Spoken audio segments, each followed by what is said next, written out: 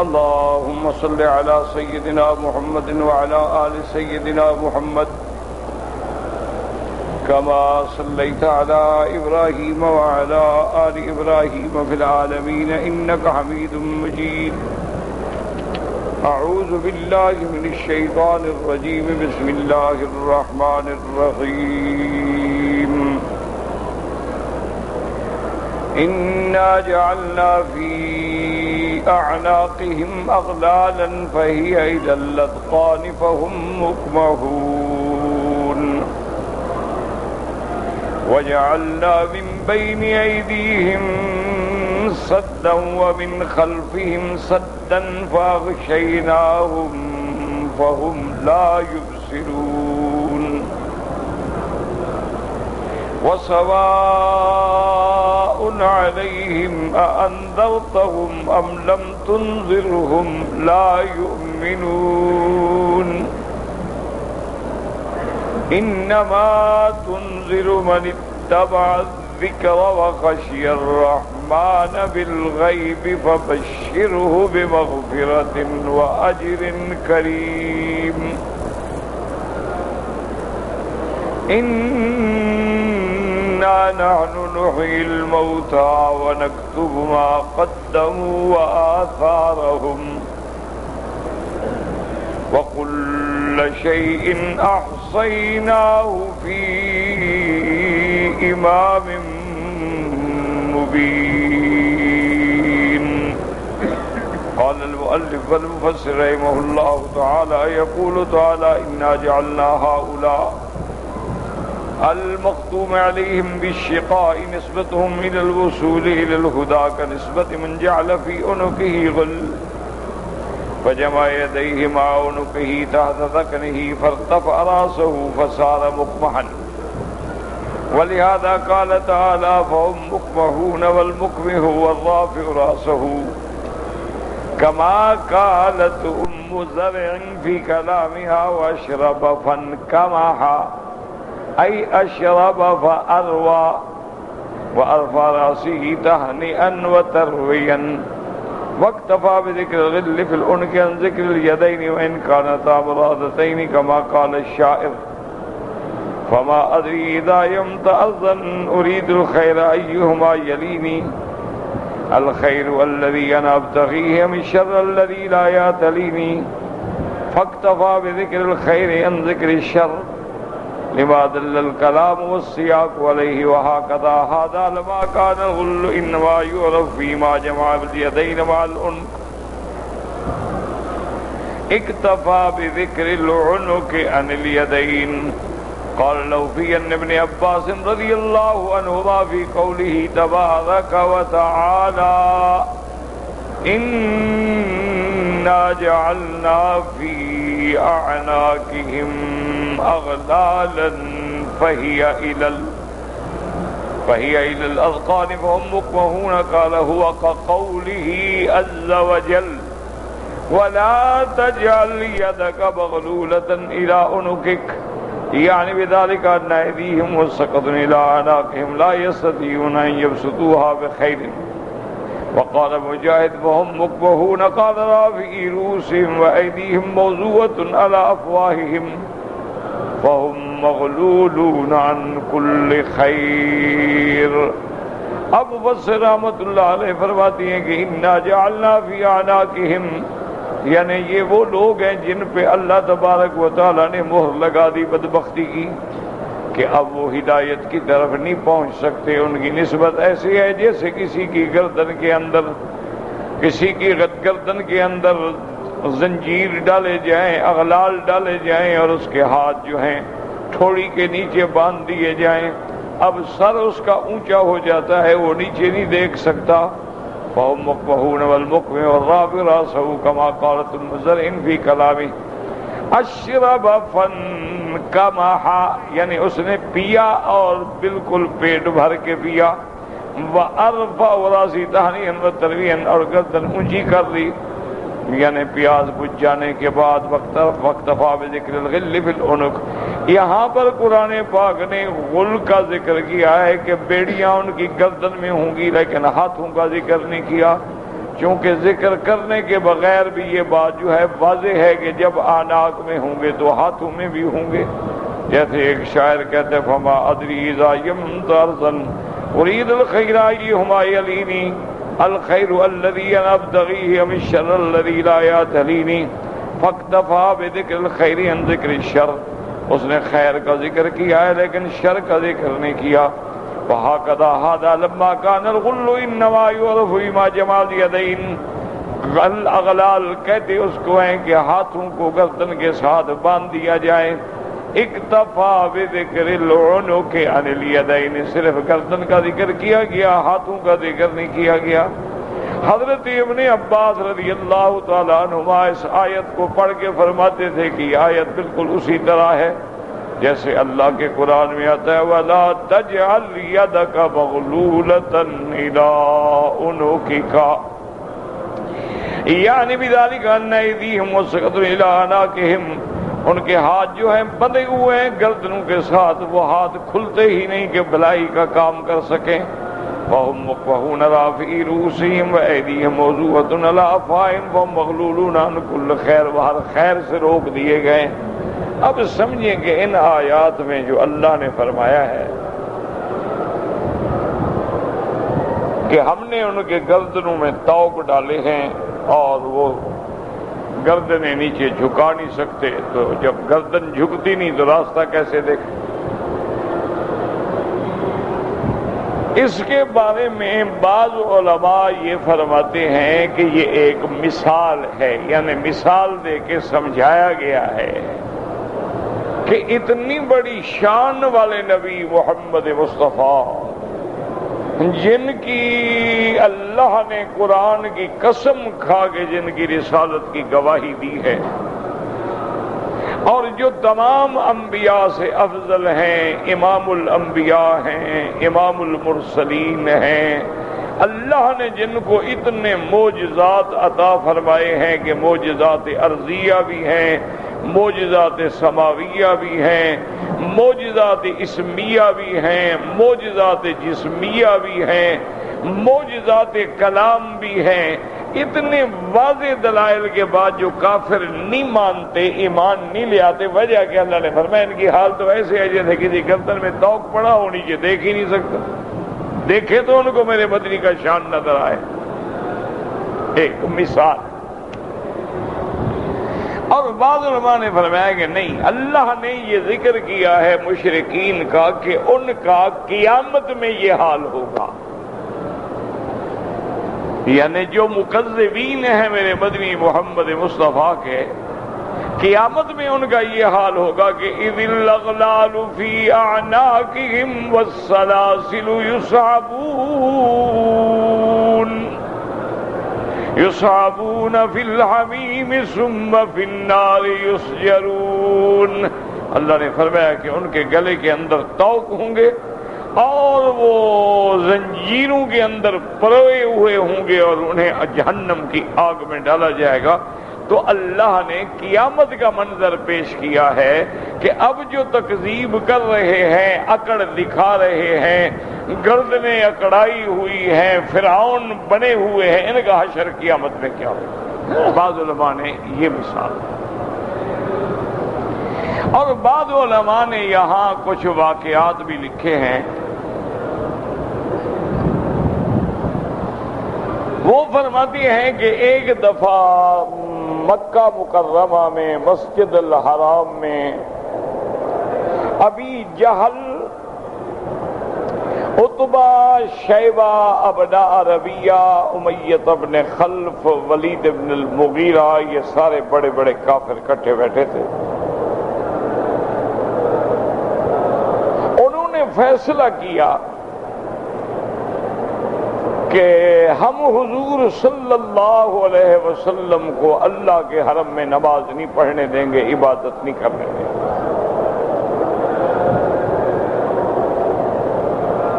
تو ابی جہل جو ہے بدبخت ملعون آیا اور حضور صلی اللہ علیہ وسلم حرم میں موجود تھے. کہنے لگا واللہ لا یا محمد مجھے اللہ کی قسم ہے محمد مصطفیٰ، اگر میں نے آپ کو دوبارہ یہاں نماز پڑھے ہوئے دیکھا تو میں آپ کے سر کو کچل دوں گا۔ حضور خاموش رہے، لیکن حضور صلی اللہ علیہ وسلم دوسرے دن حسب عادت اپنے وقت پہ تشریف لے آئے اور پھر یہ سارے کافر کٹھے بیٹھے۔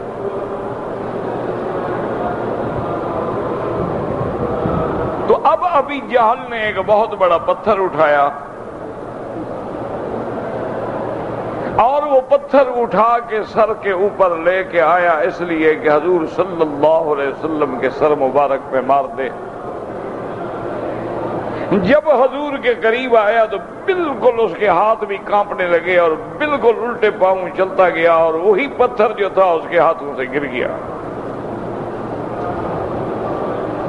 اور بالکل کانپتے ہوئے ڈرتے ہوئے واپس آ گیا۔ تو ساتھیوں نے پوچھا ماں بکا یا ابی جہل، کیا ہو گیا تمہیں؟ وہ کہتا ہے بھائی میں نے تو بڑی کوشش کی ہے جا کے پتھر مارنے کی، لیکن بینی و بینہ خندقا من نار، حضور اور میرے درمیان ایک آگ کا دریا بہ رہا تھا، اگر میں آگے جاتا تو آگ میں جل جاتا۔ دوسرے کافر کو جوش آیا، اس نے کہا کہ انا ارزق راسہ، نعوذ باللہ، میں اسی پتھر سے جا کے حضور کے سر مبارک پہ کچلوں گا۔ اس نے بھی وہی پتھر اٹھا لیا اور حضور کے بالکل قریب آ گیا، لیکن یسمع صوتہ ولا یراہ، وہ حضور کی آواز تو قرآن کی سن رہا ہے لیکن دیکھ نہیں رہا کہ حضور کہاں ہے۔ اللہ نے اندھا کر دیا، آواز سن رہا ہے لیکن دیکھ نہیں سکتا۔ اسی حالت میں پیچھے لوٹ کے آیا تو اس کو اپنے ساتھی بھی نظر نہیں آئے کہ وہ کہاں ہیں۔ انہوں نے پکارا بھی کہاں جا رہے ہو، کدھر جا رہے ہو؟ ٹھہر گیا، انہوں نے کہا کیا بات ہے؟ اس نے کہا واللہ اسمع صوتہ ولا اراہ، میں تو بالکل قریب پہنچ گیا، میں آواز تو سن رہا تھا لیکن میں دیکھ نہیں سکتا تھا، حضور مجھے نظر نہیں آیا تو میں کیا کرتا؟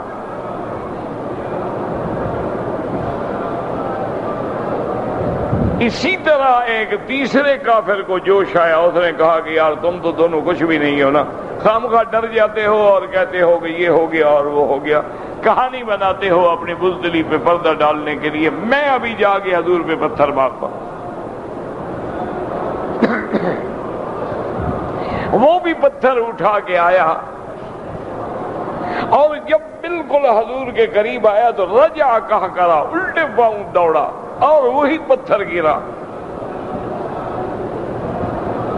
ساتھیوں نے پوچھا کہ کیا ہے؟ کہنے لگا واللہ انی رأیت فحلا، میں نے دیکھا ہے کہ بہت بڑا جانور کھڑا تھا، بینی و بین رسول اللہ، میرے اور حضور کے درمیان میں، اگر میں آگے جاتا واللہ لاکلنی، مجھے وہ جانور کھا جاتا، میں ڈر کے مارے پیچھے بھاگا۔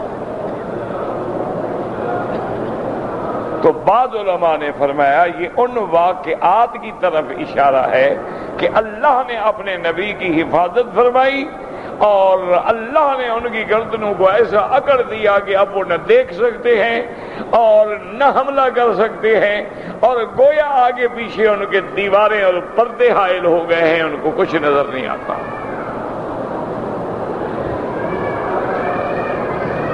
اسی طرح احادیث مبارک میں یہ واقعہ موجود ہے کہ جب میرے آقا رحمت دو عالم، محبوب دو عالم سیدنا محمد الرسول اللہ صلی اللہ علیہ وسلم ہجرت کی رات اپنے گھر سے باہر جانا چاہتے ہیں،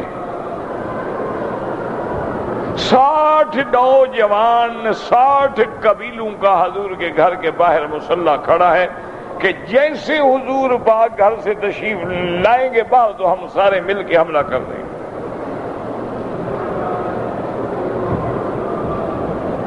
حضور صلی اللہ علیہ وسلم نے حضرت علی رضی اللہ تعالی عنہ کو اپنے بستر پہ سلایا اور حضور صلی اللہ علیہ وسلم نے مٹی سے ایسے اپنی مٹھی میں مٹی لی اور اس کے بعد حضور نے پڑھا بھی اور 3 دفعہ پھینکا بھی، فرمایا شاہت الوجوہ شاہت الوجوہ شاہت الوجوہ، اور مٹی پھینک دی۔ اللہ کی قدرت ہے کہ وہ مٹی سارے چاروں طرف پھیلی اور ہر کسی کے آنکھوں میں گئی، اور بجائے بے چینی کے سب کے غفلت طاری ہو گئی، اور حضور صلی اللہ علیہ وسلم اندر سے خیریت سے تشریف لے گئے۔ کسی نے بھی نہ دیکھا، 60 آدمی ہے، 1 آدمی نہیں، 2 آدمی، اور گھر کے ارد گرد کھڑے ہیں، سارے ایک جگہ تو نہیں کھڑے ہیں۔ تو اللہ تبارک و تعالی نے اپنے نبی صلی اللہ علیہ وسلم کی حفاظت فرمائی، اور کافروں کو اللہ نے اندھا کر دیا۔ اسی طرح تفسیر قرطبی جنہوں نے لکھی ہے، اللہ ان کی قبر پہ کروڑوں رحمتیں فرمائے، بہت بڑے امام، مفسر، محدث، وہ فرماتے ہیں کہ میں بغداد میں تھا،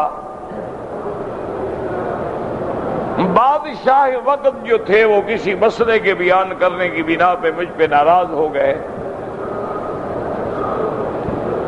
اور انہوں نے حکم دیا کہ گرفتار کر کے پھانسی دیا جائے۔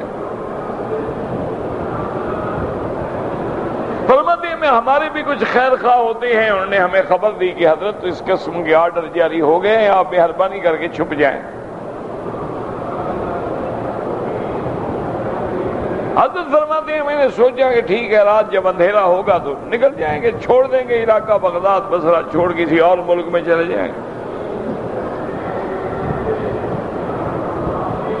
تو وہ فرماتے ہیں کہ جب رات ہوئی اور میں نے نکلنے کا ارادہ کیا تو مجھے خیال آیا کہ بھئی آخر کہاں جاؤں میں، میرا نہ کوئی واقف ہے، نہ کوئی جائے پناہ ہے، نہ ٹھکانہ ہے، اور نہ میرے پاس سرمایہ ہے، میں کسی دوسرے ملک میں جا کے کیا کروں۔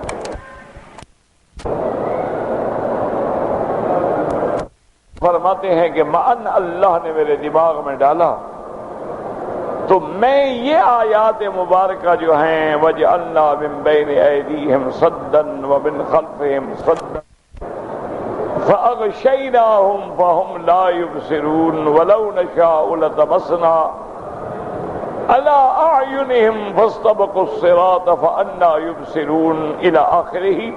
اور اسی طرح ختم اللہ علی قلوبہم وعلی سمعہم وعلی ابصارہم غشاوۃ، اسی طرح اولئک الذین طبع اللہ علی قلوبہم وعلی سمعہم وعلی ابصارہم غشاوۃ انا جعلنا علی قلوبہم اکنۃ مما یفقہوہ وفی آذانہم وقرا شاہت الوجوہ وعمیت الابصار وعنت الوجوہ للحی القیوم وقد خاب من حمل ظلما اللہم انا نجعلک فی نحورہم ونعوذ بک من شرورہم۔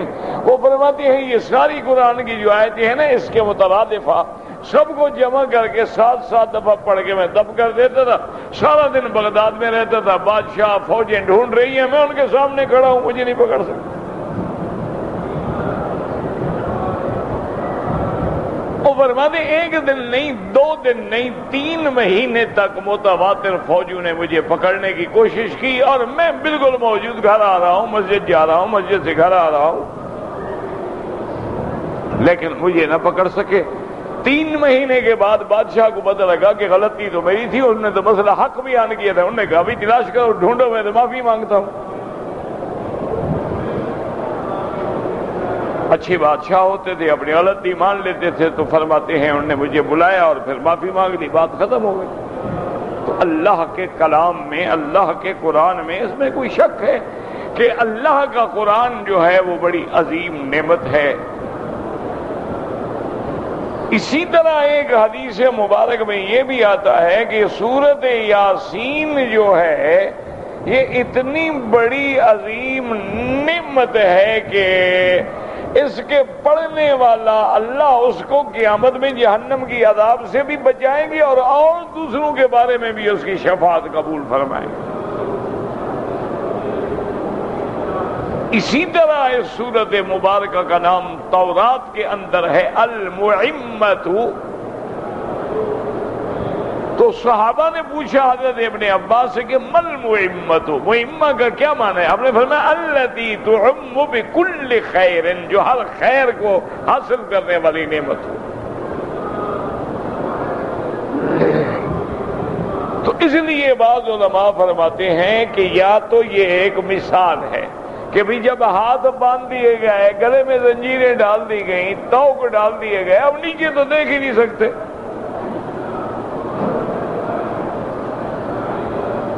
اس لیے ان کو حق کا راستہ جو ہے نظر نہیں آتا۔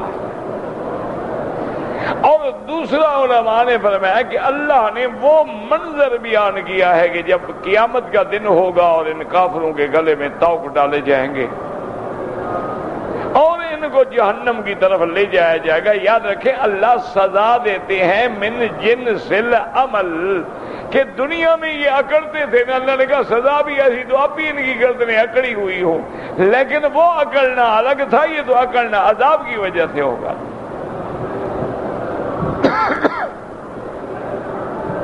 اور اسی طرح اللہ تبارک و تعالی نے فرمایا کہ ہم نے ان کے آگے ان کے پیچھے ایک دیواریں قائم کر دی ہیں، وہ حق کو دیکھ نہیں سکتے ہیں۔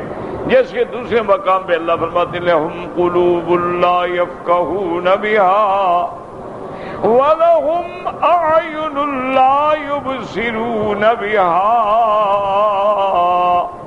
وَلَهُمْ آذَانٌ لَا يَسْمَعُونَ بِهَا۔ اللہ فرماتے ہیں میرا مدنی ان کے دل تو ہیں لیکن سمجھتے نہیں، کان ہیں سنتے نہیں، آنکھیں ہیں دیکھتے نہیں۔ اولئک کالانعام بل هم اضل، ان کی مثال ایسے ہے جیسے جانور ہیں، بس یہ دنیا میں کھانے پینے چرنے کے لیے پیدا ہوئے ہیں۔ وَأُولَئِكَ هُمُ الْغَافِلُونَ، جیسے اللہ پاک نے فرمایا کہ جو یہودی لوگ جن کو ہم نے کتاب دی، ہم نے تورات دی، ہم نے ان کو حامل تورات بنایا، ہم نے ان کو کتاب تورات کا عالم بنایا، لیکن انہوں نے میری کتاب پہ عمل نہ کیا، ان کی مثال ایسے ہے مثل الذین حملوا التوراۃ ثم لم يحملوها کمثل الحمار يحمل اسفارا۔ اللہ فرماتے ہیں ان کی مثال ایسی ہے جیسے گدھا ہے، گدھے پہ اگر آپ کتابیں لاد دیں، قرآن شریف کے نسخے لاد دیں، بخاری مسلم لاد دیں، اس کے لیے تو بوجھ ہے، اس کے لیے نہ کتابوں کا کوئی فرق ہے نہ لکڑی کے بوجھ کا کوئی فرق ہے۔ تو اگر عالم ہو اور بد عمل ہو تو اللہ نے فرمایا اس کی مثال بھی اس گدھے کی طرح ہے۔ کمثل الحمار يحمل اسفارا بئس مثل القوم الذين ظلموا۔ اللہ نے فرمایا کتنے برے لوگ ہیں جنہوں نے اپنے جانوں پہ ظلم کیا ہے۔ یاد رکھو اللہ نے گدھے سے کیوں مثال دی ہے؟ تاکہ عرب کہتے ہیں کہ ساری دنیا کے جتنے جانور ہیں، گدھا جو ہے سب سے زیادہ غبی ہے، بلید ہے، کند ذہن ہے، یہ عقل کے اعتبار سے سارے جانوروں میں بڑا کمزور ہے۔ اس لیے آج بھی استاد طالب سے کہتے ہیں نا پڑھتے کیوں نہیں ہو یار، گدھے ہو انسان ہو؟ تو یہ غباوت میں بڑا مشہور ہے، یہ بڑا بلید جانور ہے، یعنی کم عقل جانور ہے۔ اس لیے آپ دیکھیں نا جی، مثلا اس کو آپ نے کشتی پہ چڑھانا ہو، آگے کھینچے یہ پیچھے جائے گا، اچھا پیچھے کھینچے تو بھاگ کے چڑھ جائے گا، یعنی ہر کام الٹا کرے گا۔ اچھا ویسے یہ خالی کھڑا ہو تو شور کرے گا، آوازیں نکالے گا، اور اس کے اوپر آپ سامان رکھتے جائیں رکھتے جائیں رکھتے جائیں، سامان سے دب کے مر جائے گا، آواز نہیں نکالے گا۔ حالانکہ آواز اس وقت نکالنی چاہیے تھی نا جب تکلیف ہو رہی ہے، اس وقت نہیں نکالے گا، خالی کھڑا ہوگا تو آوازیں نکالے گا۔ اس لیے یہ جانور جو ہے بلید ہے۔ اس لیے اللہ نے فرمایا کہ وہ مولوی جو علم پڑھتے ہیں لیکن عمل نہیں کرتے، وہ بھی گدھے کی طرح آوازیں نکالتے ہیں، وہ بھی جاہل ہیں، بلکہ اجہل ہیں، بلکہ ان کو اور زیادہ عذاب ہے کہ جاننے کے باوجود انہوں نے اللہ کے نبی کی امت کو دھوکے میں ڈالا۔ اس لیے علماء فرماتے ہیں کہ یہ ان کافروں کے بارے میں واقعات ہیں جنہوں نے حضور صلی اللہ علیہ وسلم کو تکلیف پہنچانی چاہیے۔ وَجَعَلْنَا مِن بَيْنِ أَيْدِيهِمْ سَدًّا قال مجاہد یعنی عن الحق، حق کے آگے گویا کہ صدمانہ دیوار آ گئی. ومن خلفہم صدا یعنی عن الحق فہم یترددون، یعنی آگے بھی حاجز ہے پیچھے بھی حاجز ہے، آگے بھی دیوار ہے پیچھے بھی دیوار ہے، اور اب یہ بھٹک رہے ہیں، کچھ ان کو راستہ سجھائی نہیں دیتا. وقال قتادہ فی الضلالات، یہ گمراہی میں پڑے ہوئے ہیں. وقولہ فاغشیناہم فہم لا یبصرون، اے اغشینا ابصارہم عن الحق، ہر چیز دیکھتے ہیں لیکن حق نہیں دیکھ سکتے. فہم لا یبصرون لا ینتفعون بخیر ولا یہتدون الیہ، خیر حاصل نہیں کر سکتے، خیر کا رستہ نظر نہیں آتا، صراط مستقیم نظر نہیں آتا، دین اسلام نظر نہیں آتا. قال ابن جریر وروان ابن عباس رضی اللہ عنہما انہ کان یقرأ فاغشیناہم، یعنی دو لفظ ہیں فَأَغْشَيْنَاهُمْ، اور دوسری قرات ہے فَأَعْشَيْنَاهُمْ، عین کے ساتھ بھی قرات ہے اور غین کے ساتھ بھی قرات ہے. جیسے وَجَعَلْنَا مِن بَيْنِ أَيْدِيهِمْ سَدًّا، زبر کے ساتھ بھی قرات ہے. وَجَعَلْنَا مِن بَيْنِ أَيْدِيهِمْ سُدًّا، ضمے کے ساتھ یعنی پیش کے ساتھ بھی قرات ہے. تو حضرت ابن عباس نے اعشیناہم بھی پڑھا ہے، وہو داء فی العین، اعشیناہم بیماری ہے آنکھ میں نظر نہیں آتا. وقال عبد الرحمن یا اللہ تعالیٰ صد بینہم وبین الاسلام والایمان، اللہ نے اسلام ایمان اور ان کے درمیان میں گویا کہ ایک حاجز کر دیا ہے. وقال وقرأ ان الذین حقت علیہم کلمۃ ربک لا یؤمنون ولو جاءتهم كل آیۃ حتی یروا العذاب العلیم. اللہ نے فرمایا میرا مدنی، جن پہ میں نے جہنم کا فیصلہ کر دیا ہے، جن پہ مہر لگا دی ہے، وہ ہرگز ایمان نہیں لائیں گے. وَلَوْ جَاءَتْهُمْ كُلُّ آیَةٍ، آپ ہر قسم کی دلیل لے کے آئیں، ہر قسم کا معجزہ لے کے آئیں، یہ ہرگز ایمان نہیں لائیں گے. یہ اس دن ایمان لائیں گے حتی یروا العذاب العلیم، جس دن دردناک عذاب دیکھیں گے، اس دن پھر ایمان لانے کا فائدہ کوئی نہیں. جب آدمی عذاب میں آ جائے پھر ایمان تو فائدہ نہیں دے. پھر اس طرح تو فرعون بھی ایمان لایا تھا. ثم قال من منعه الله تعالى لا يستطيع. وقال اکرمہ قال ابو جہل ان رأيت محمد صلی اللہ علیہ وسلم لأفعلن ولا افعلن. ابو جہل ملعون کہنے لگا کہ میں نے اگر حضور کو دیکھا تو میں یہ کر دوں گا یہ کر دوں گا. اللہ نے قرآن میں آیت نازل کی انا جعلنا فی اعناقهم اغلالا الى قوله فهم لا يبصرون. قال وكانوا يقولون هذا محمد فيقول اين هو اين هو لا يبصرون. اللہ پاک نے ان کے آنکھوں پہ ایسا پردہ ڈال دیا، کہتے تھے بھی ابھی تو حضور یہی تھے لیکن پتہ نہیں کہاں گئے پتہ نہیں کہاں گئے. اللہ تبارک و تعالیٰ نے حجاب دے دیا، اللہ نے اپنے نبی صلی اللہ علیہ وسلم کی حفاظت فرما دی. وقال محمد بن اسحاق حدثني يزيد بن زياد محمد بن كعب قال قال ابو جهل وهم جلوس ان محمدا صلی اللہ علیہ وسلم انکم من تابعتم وکنتم ملوکا فاذا متم بعثتم بعد موتكم وكان لكم جنان خير من جنان الاردن وانكم من خالفتم وكان لكم منه ذبح ثم بعثتم بعد موتكم وكان لكم نار تعذبون بها. محمد ابن اسحاق نے روایت نقل کی ہے اپنی کتاب تاریخ میں. ایک دن ابو جہل اپنے دوستوں کے ساتھ بیٹھا تھا تو کہنے لگا ان محمدن صلی اللہ علیہ وسلم، حضور پاک گمان کرتے ہیں کہ اگر مکے والے تم میرے تابع ہو جاؤ تو اللہ تمہیں بادشاہ بنا دیں گے، اور جب مرو گے پھر تمہیں دوبارہ اٹھایا جائے گا تو اللہ تمہیں باغ دیں گے، جنت کے باغ ہوں گے جو اردن کے باغوں سے بھی بہتر ہوں گے. وَإِنَّكُمْ مِنْ خَالَفْتُمْ وَكَانَ لَكُمْ مِنْهُ ذِبْحٌ، اور اگر تم نے میری مخالفت کی تو دنیا میں تم ذبح ہو جاؤ گے. ثم بعثتم بعد موتکم، اور مرنے کے بعد جب تم اٹھائے جاؤ وکانت لکم نار تعذبون بها، پھر جہنم کی آگ میں تمہیں عذاب دیا جائے گا. وخرج علیہم رسول اللہ صلی اللہ علیہ وسلم ذلك یدی حفظ من تراب وقد اخذ اللہ تعالی على اعینہم دونه وجعل يدروها على رؤوسهم ويقرأ یاسین والقرآن الحکیم حتی انتہا الى قوله تعالی وجعلنا من بین ایدیہم سدا ومن خلفہم سدا فاغشیناہم فهم لا یبصرون وانطلق رسول اللہ صلی اللہ علیہ وسلم حاجتی ویاتوا الرسل على بابه حتی خرج علیہم بعد ذلك خارج من الدار قال فما لكم قالوا ننتظر محمدا قال قد خرج عليكم فما بقي منكم من رجل وذا راسه ترابا ثم ذهب لحاجته فجعل كل رجل منهم ينفض على راسه من التراب قال وقد بلغ النبي صلى الله عليه وسلم قال ابي جهل وقال وانا اقول ذلك ان لهم مني وذبح مني لاخذهم. اب جناب فرماتی ہیں کہ وہ بیٹھے تھے اور حضور آئے صلی اللہ علیہ وسلم وفی یدہ حفنۃ من تراب، حضور کے ہاتھ میں ایک برتن تھا جس میں مٹی تھی. حضور پاک آتے اور یہ آیتیں بھی پڑھتے گئے، ان کافروں کے سروں کے اندر مٹی بھی ڈالتے گئے. اس کے بعد حضور صلی اللہ علیہ وسلم تشریف لے گئے. یہ کافی دیر کے بعد جب خیال آیا تو دوڑے سیدھے حضور کے دروازے پہ آئے. آ کے پتہ کیا کہ حضور کا ہے. انہوں نے فرمایا حضور تو ابھی حرم سے آئے ہیں اور تمہارے اندر سے گزر کے آئے ہیں اور تمہارے سروں پہ مٹی بھی پھینک کے آئے ہیں، مٹی بھی ڈال کے.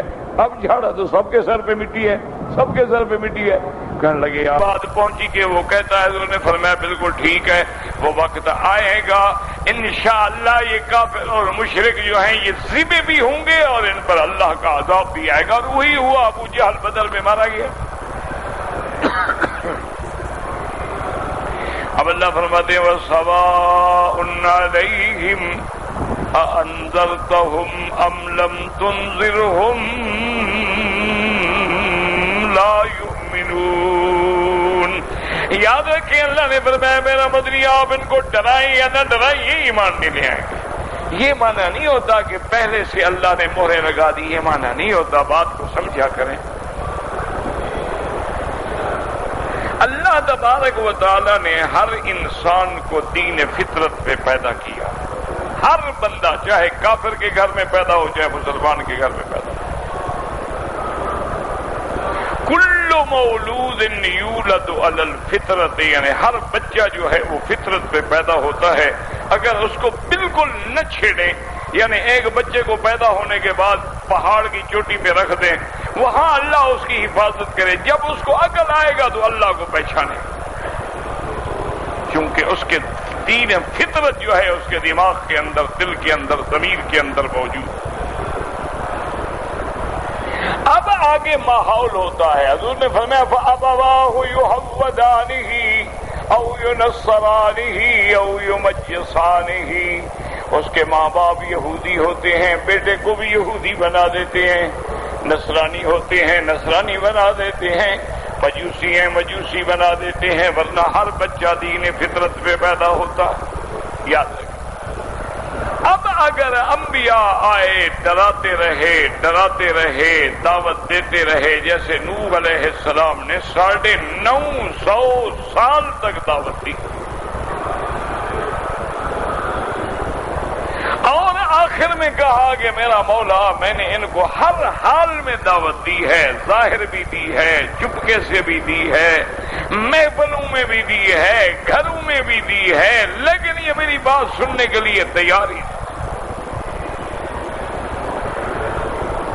وَإِنِّي كُلَّمَا دَعَوْتُهُمْ لِتَغْفِرَ لَهُمْ، میں ان کو دعوت دیتا ہوں تاکہ ان کی بخشش ہو، ان کی مغفرت ہو، یہ جنت میں جائے.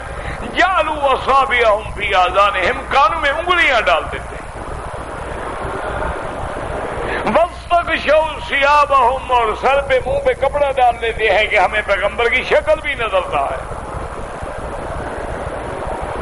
آخر میں اللہ کے پیغمبر نے اللہ سے دعا کی کہ میرا مولا اب تو ان کو ہلاک کر دے، ان میں کوئی باقی نہ رہے. انک ان تذرہم یضلوا عبادک، اگر یہ رہ گئے تیرے بندوں کو گمراہ کریں گے اور ان کی آنے والی نسلیں جو ہے وہ بھی گمراہ.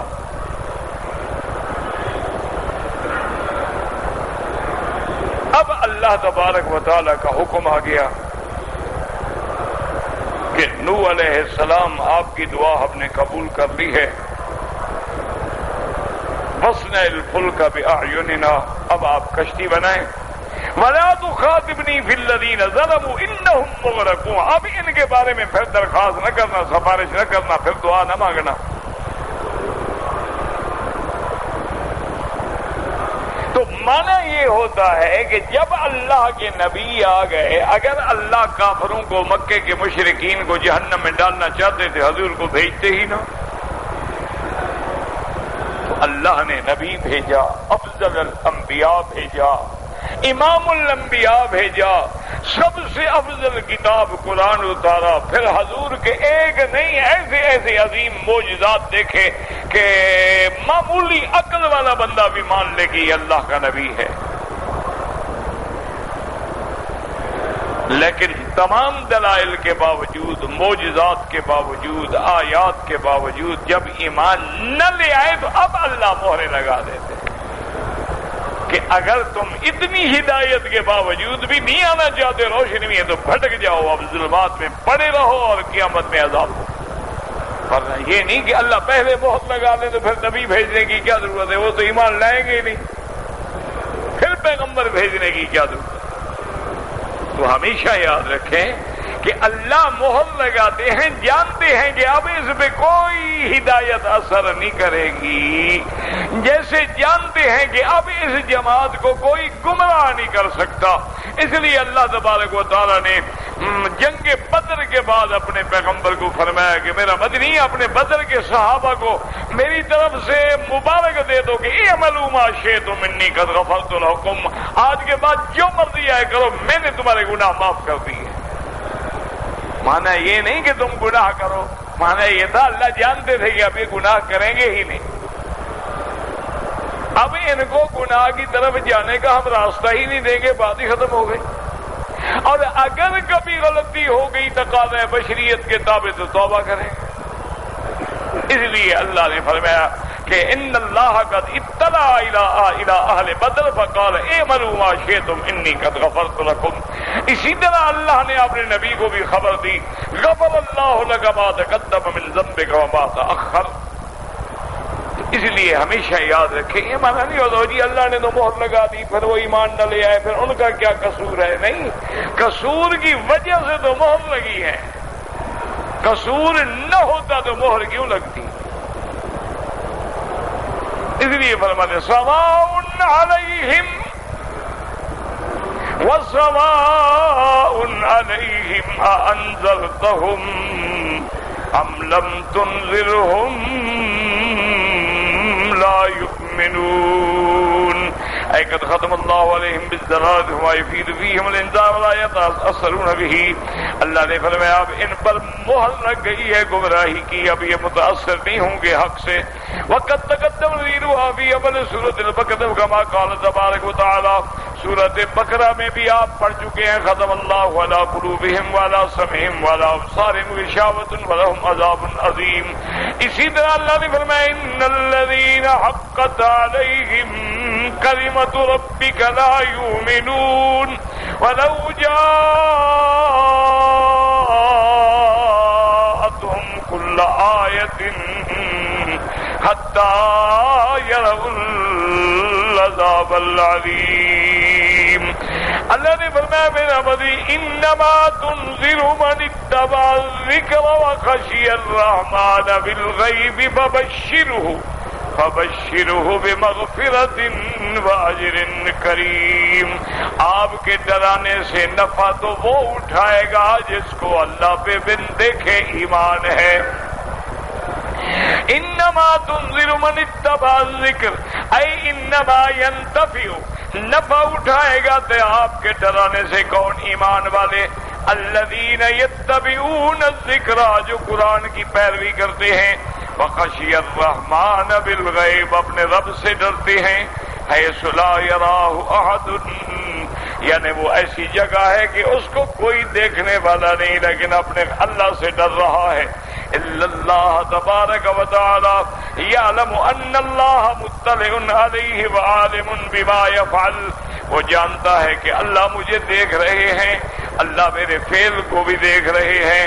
یہ لوگ ہیں جو آپ کی دعوت سے ڈریں گے، ایمان لائیں گے۔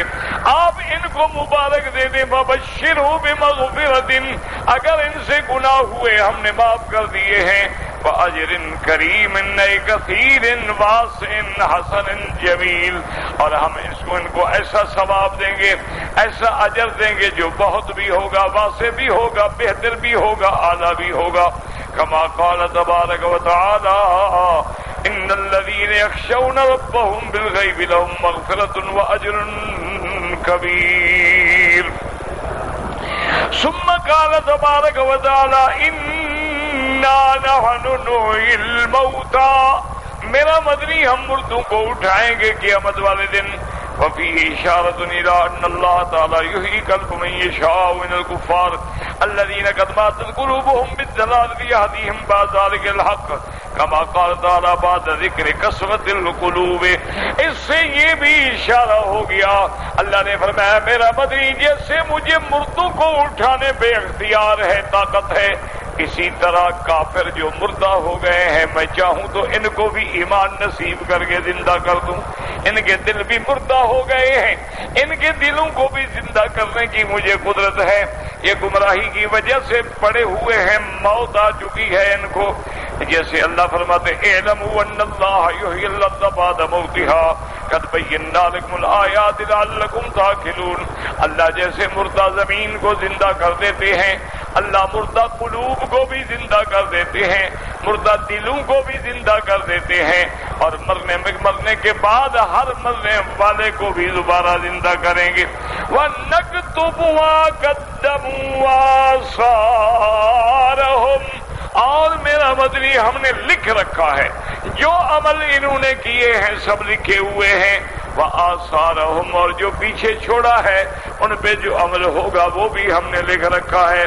اب مفسر رحمۃ اللہ علیہ فرماتے ہیں اس کے دو معنی ہیں، احدہما نکتب اعمالہم التی باشروہا بانفسہم وآثارہم التی آثروہا من بعدہم فنجزیہم علی ذلک اذن خیرا فخیرا وان شرا فشر۔ جو عمل انہوں نے خود کیے وہ بھی ہم نے لکھ رکھے ہیں، اور جو آثار پیچھے چھوڑے ہیں، کیا مانا؟ اگر انہوں نے اچھا عمل چھوڑا، مسجد بنا دی، مدرسہ بنایا، قرآن لکھا، قرآن پڑھایا، تو جو اس پہ عمل کریں گے وہ بھی ہم لکھتے جائیں گے، وہ بھی اجر دیں گے۔ اگر برا راستہ چھوڑیں گے تو وہ بھی ہم لکھیں گے۔ اس لیے فرماتے ہیں ومن سن فی الاسلام سنۃ حسنۃ کان لہ اجرھا واجر من عمل بها من بعده من غیر ان ينقص من اجورهم شیئا۔ حضور پاک نے فرمایا کہ جو آدمی اسلام میں اچھا راستہ تجویز کرتا ہے اللہ اس کو اجر بھی دیتے ہیں، اور اس پہ جو لوگ عمل کریں گے قیامت تک اللہ ان کو اجر بھی دیں گے، اور اس کے اجر سے نقصان بھی نہیں ہوگا۔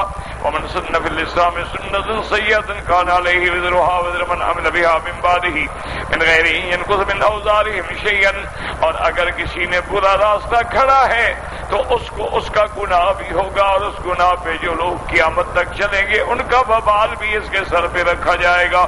رواہ مسلم من روایت شعبۃ بن ابی جحیفہ عن المنذر بن ابی جریر بن اللہ البجلی رضی اللہ تعالی عنہ وفیہ قصۃ مجتبی الثمار المزرعین۔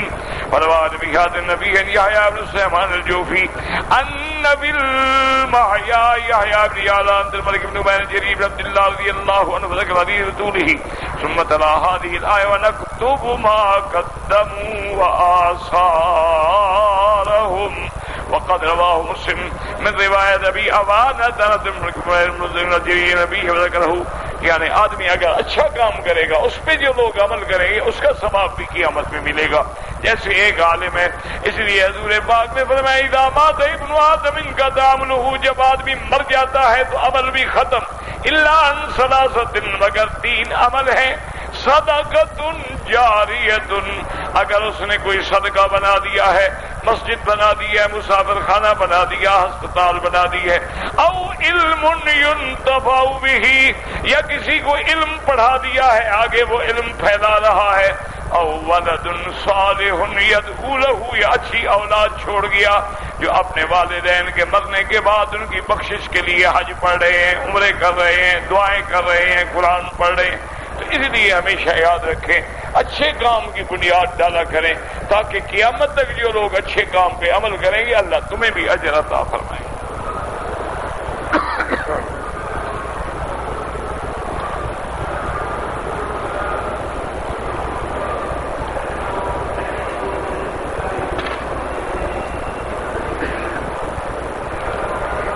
کہتا ہے جی کہ میری بیوی نے عمرہ کیا ہے،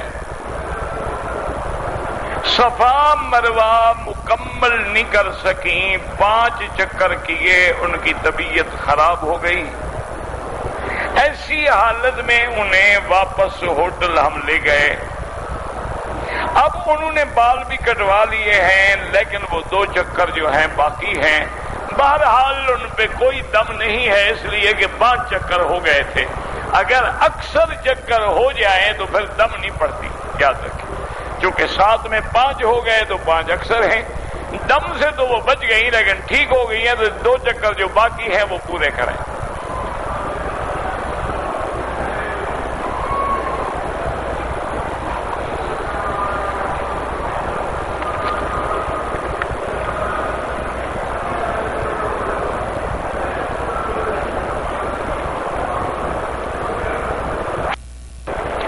مجھے بہرحال سمجھ تو نہیں آیا اتنا لمبا چوڑا جو آپ نے لکھا ہے۔ ایک جگہ پر 2 آدمی روزانہ سامان دے رہے ہیں، ایک آدمی کچھ نہ کچھ بغیر پیسے کے بھی دے دیتا ہے۔ کیا سامان دے رہے ہیں، کیوں دے رہے ہیں؟ پاگل ہو گئے؟ خیرات کر رہے ہیں؟ کوئی وضاحت کرو نا، کیا وجہ ہے، کیوں دے رہے ہیں؟ اچھا اگر وہ سامان ان کا ہے، اگر وہ بغیر پیسے کے بھی دے دے تو کیا بات ہے، کوئی حرج نہیں، مسئلہ کیا ہے یار؟ واضح کریں نا، کوئی بات سمجھ آئے۔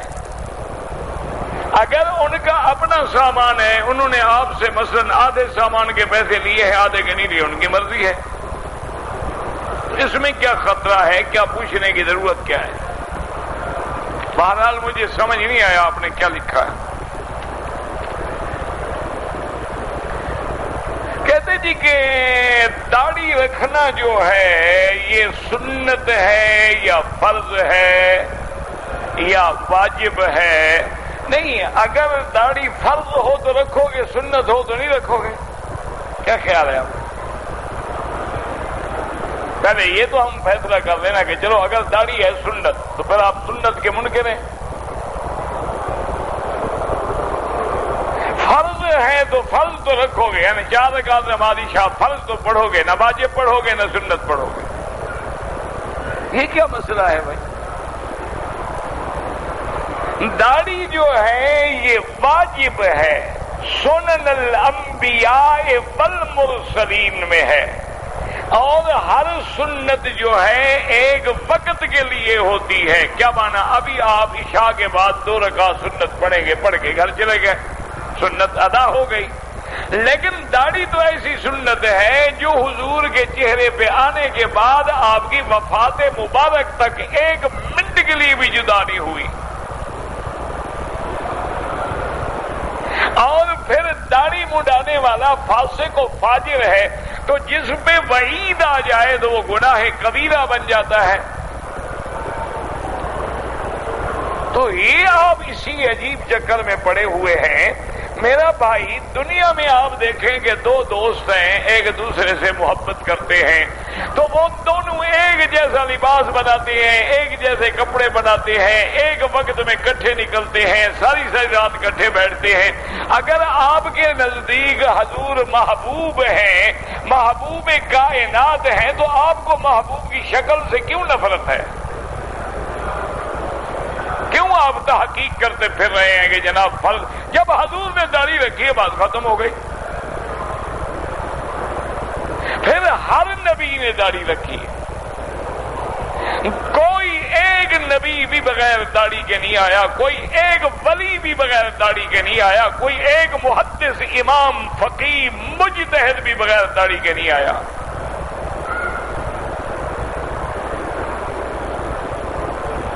اب خود فیصلہ کر لو۔ اللہ فرماتے ہیں کہ قیامت والے دن احشر الذین ظلموا وازواجہم، ہر گناہ کرنے والے کو ہم الگ الگ کھڑا کریں گے، زانی زانی کے ساتھ، چور چور کے ساتھ، داڑھی منڈا داڑھی منڈے کے ساتھ۔ آپ کس کے ساتھ کھڑے ہوں گے؟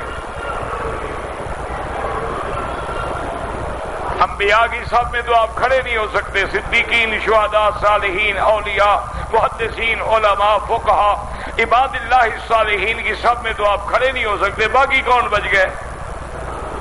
فاسق فاجر، ان کی صف میں آپ کھڑا ہونا چاہتے ہیں، لاکھ دفعہ کھڑے ہو جائے، ہمیں کیا تکلیف ہے بھائی؟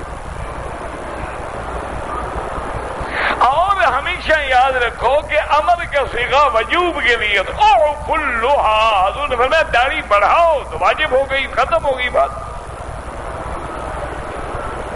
پھر حضور کا اصرار اور دوام عمل جو ہے وہ بھی دلالت کرتا ہے وجوب پر۔ پھر حضور صلی اللہ علیہ وسلم نے یہ بھی فرما دیا ہے کہ جو آدمی مونچھیں بڑھاتا ہے اور داڑھی کٹاتا ہے وہ محمد مصطفیٰ کے طریقے پہ بھی نہیں ہے۔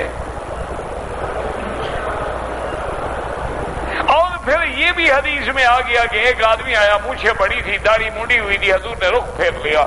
صحابہ نے پوچھا کیا؟ آپ نے فرمایا میں اس کا چہرہ بھی دیکھنا نہیں چاہتا۔ اگر قیامت والے دن شفاعت کے وقت حضور نے رخ پھیر لیا تو کیا آپ انگریز سے سفارش کروائیں گے؟ سپر پاور کے پاس جائیں گے کہ آؤ ہمیں چھڑواؤ؟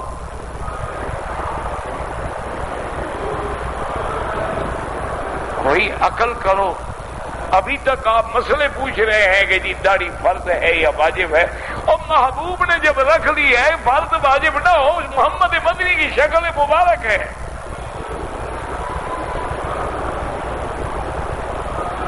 ویسے تو بڑا کہتے ہیں جی ہماری کملی والے پہ جان قربان اور روزے پہ جان قربان، اور یا نبی سلام علیکہ، اور صبح اٹھ کے پہلا کام یہ کرتے ہو اسرا پھیرتے ہو سنت محمد مصطفیٰ پر۔ اسی طرح یاد رکھیں کہ ایک شاعر تھے انڈیا میں، بڑا اچھا نعت خوان بھی تھا، شاعر بھی تھا، اچھی کتابیں بھی لکھی۔ ایک افغان پٹھان نے اس کی کتابیں پڑھی تو وہ بڑا موتقد ہو گیا۔ اس نے کہا بڑا کمال ہے یار، اس نے حضور کی شان میں ایسی ایسی نعتیں لکھی ہیں اور سیرت کی کتابیں لکھی ہیں، اس بندے کی تو زیارت کرنی چاہیے۔ افغانستان سے چلا اور انڈیا پہنچا بیچارہ، اس زمانے میں نہ گاڑیاں نہ ہوائی جہاز نہ کچھ۔ اتنی مدت کے بعد گیا، پوچھتے پوچھے انہوں نے پتہ کیا ان کے گھر کا۔ انہوں نے کہا جی وہ سامنے دکان ہے حجامت کے لیے، حجامت بنوانے کے لیے سالون پہ گئے ہیں۔ آیا تو دیکھا تو وہ داڑھی منڈوا رہا تھا۔ اس کی چیخ نکل گئی پٹھان کی اور کہا انا للہ و انا الیہ راجعون۔ اس نے روکا، کیا بات ہے؟ نے کہا ریش میں تراشی، نبی کی نعتیں لکھتے ہو اور سیرت کی کتابیں لکھتے ہو، میں چلتے چلتے مر گیا، میرے پاؤں میں چھالے پڑ گیا، تم داڑھی منڈوا رہے ہو۔ میں نے بڑی غلطی کی کہ تمہارے جیسے آدمی کو دیکھنے کے لیے آیا۔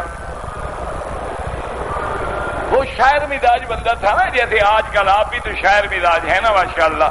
تو کہنے لگا کہ من ریش میں تراشم کسیرا دل نمی تراشم، میں اپنی داڑھی منڈوا رہا ہوں، کسی دوسرے کا دل تو نہیں کاٹ رہا ہوں۔ اور نے کہا ملعون دل محمد را میں تراشی، تو محمد مدنی کا دل مونڈ رہے ہو۔ اللہ کے نبی کی سنت میں اسرا پھروا رہے اور کہتے ہو میں کسی کا دل نہیں دکھا رہا، تم تو محمد مدنی کا دل دکھا رہے ہو۔ اسے نئی سے کہا ہاتھ روک دو، آج کے بعد بس ختم ہو گئی بات دل کو لگی۔ آدھی داڑھی ان کی بڑی تھی، آدھی چھوٹی تھی، لیکن پھر زندگی میں داڑھی نہیں اٹھائی۔ ایک ہم ہیں کعبے شریف میں آتے ہیں، ملتزم پہ چہرے لگاتے ہیں، حتیم میں جاتے ہیں کعبے سے چہرے رگڑتے ہیں، ریاض الجنہ میں جاتے ہیں، مواجہہ میں کھڑے ہو کے حضور پہ صلاۃ و سلام پڑھتے ہیں، لیکن ہمیں حیا ہی نہیں آتی کہ ہم شکل کافر کی بنا کے کھڑے ہیں۔ اور میرے نبی کی حدیث یاد رکھیں، حضور نے فرمایا من تشبہ بقوم فہو منہم، جو آدمی جس قوم کی شکل بنائے گا اللہ قیامت میں انہی کے ساتھ اٹھائے گا۔ اب تمہاری مرضی ہے، تم انبیاء کی شکل بناؤ، اولیاء کی بناؤ یا کافروں کی بناؤ۔ حمز اور لمز کہتے ہیں کسی کو اشارے سے عیب لگانا، وہ دیکھو لگڑا جا رہا ہے، یا آنکھوں سے عیب لگانا، اشارے کرنا، یہ ہے حمد لمس۔ ایک آدمی نے 5 دن پہلے عمرہ کیا ہے، اس طرح پھروا دیا، اب اگر دوبارہ عمرہ کرے بال ہوں یا نہ ہوں اس طرح پھروانا ہوگا۔ یاد رکھو اللہ کو تمہارے بالوں کی ضرورت نہیں، تعمیل حکم ہے بس۔ تو مرشد کہتا ہے کہ میری بیعت ہو جاؤ، تم گناہ نہیں کرو گے، اگر گناہ کرو گے تو وہ میرے ذمہ ہے۔ بڑا مضبوط پیر ہے بھائی۔ پہلے دنیا میں تو 1-2 گناہ کر کے اس کے سر پہ رکھ کے تجربہ کرو کہ دنیا میں اٹھاتا ہے، اگر دنیا میں اٹھا لیتا ہے تو آخرت میں بھی اٹھائے گا۔ تو اگر دنیا میں بھاگ جائے، تو جاہل لوگوں کی بات ہے، کوئی لا تزر وازرۃ وزر اخری، کوئی کسی کا بوجھ نہیں اٹھا سکتا۔ کہا کہ حضرت بلال اذان صحیح نہیں دیتے، بالکل جھوٹا قصہ ہے، غلط ہے، 1000 دفعہ تو کہہ چکے ہیں، پتہ نہیں آپ کو تسلی نہیں ہوتی تو میں کیا کروں۔ کوئی قصہ نہیں کہ حضرت بلال اذان نہیں دیں گے تو اب حضرت بلال اذان دیتے ہیں تو صبح کیوں ہو رہی ہے؟ تم اتنے بڑے جاہل ہو، 20 دفعہ تو میں نے سمجھایا ہے تمہیں۔ بالکل یہ من گھڑت روایت ہے، موضوع روایت ہے کہ بلال نے اذان نہیں دی تو اللہ نے سورج کو روک دیا۔ بلال تو اب بھی اذان نہیں دیتے، سورج تو نکل رہا ہے، سورج نکل رہا ہے، بلال کی اذان سے سورج رک گیا تھا۔ کیا بے وقوفی کی بات ہے، کیا جاہلوں والے عقیدے ہیں۔ اگر حیض میں ہو حرم میں داخل نہیں ہو سکتی، اپنے ملک کی مسجد میں داخل نہیں ہو سکتی، حرم اس سے بھی کم شان رکھتا ہے۔ اب یہ بھی مسئلہ ہے بڑا پوچھنے والا۔ حیض آئے اپنے ملک میں مسجدوں میں جاتی ہے تو وہاں حرام ہے، یہاں حلال ہے۔ جب ہو جائے جو مرضی ہے نماز پڑھو، جب سورج عین سر پہ ہو نہ پڑھو، یہ عجیب بے وقوفی ہے۔ زوال جب زوال ہو گیا تو بات، زوال میں نے ڈھل گیا، سورج ڈھل گیا تو بات ختم ہوگی، نماز پڑھنا جائز ہے۔ اندر کیا ہے؟ ایک پیر کی قبر ہے، دیکھو گے کچھ نہیں ہے جناب اندر۔ انا للہ و انا الیہ راجعون۔ نحن ثلاث فتيات نريد منكم ان تطووا لنا بالبيت الحرام مكة ويرزقنا الله بأزواج، اللهم ارزقكم ازواجا صالحا وزيارة لبيتك واتباعا لسنة نبيك۔ کہ میرے ایک دوست فرانس گئے ہوئے ہیں، نوکری نہیں ملی، ابھی وہ چرچ میں کوئی صفائی کا کام کرتے ہیں، تو جب کافروں کے ملک میں جاؤ گے تو یہی تو ہوگا، اور کیا ہوگا؟ جب کافروں کے ملک میں جاؤ گے یہی کام کرنے پڑیں گے۔ اب مرضی آئے تو محمد مدنی کے حرم میں آ کے صفائی کرو، مرضی آئے تو چرچ کی صفائیاں کرو، ایسی نوکری حرام ہے۔ یہ تعاون علی الاسم ہے، گناہ پہ مدد کرنا جو ہے شریعت میں حرام۔ سمیہ یا نام رکھنا ٹھیک ہے، سب سے پہلی بی بی جو اسلام میں شہید ہوئی ان کا نام بھی سمیہ تھا۔ کے بارے میں حضرت عبداللہ ابن مسعود جلیل القدر صحابی ہیں، انہوں نے صحابہ سے فرمایا تھا کہ الا اصلی بکم صلاۃ رسول اللہ، آؤ میں تمہیں وہ نماز دکھاؤں جو حضور نے پڑھی ہے۔ انہوں نے رفع یدین نہیں کیا، تو کرنے کی بھی حدیث موجود ہے، نہ کرنے بھی لڑائی کی کیا ضرورت ہے؟ کوئی لڑائی کی تو افضل غیر افضل کا مسئلہ ہے، مستحب غیر مستحب کا مسئلہ ہے۔ ربنا تقبل منا انك انت السميع العليم وتب علينا انك انت التواب الرحيم۔ صلى الله تعالى على خير خلقه سيدنا محمد وعلى آله وأصحابه أجمعين۔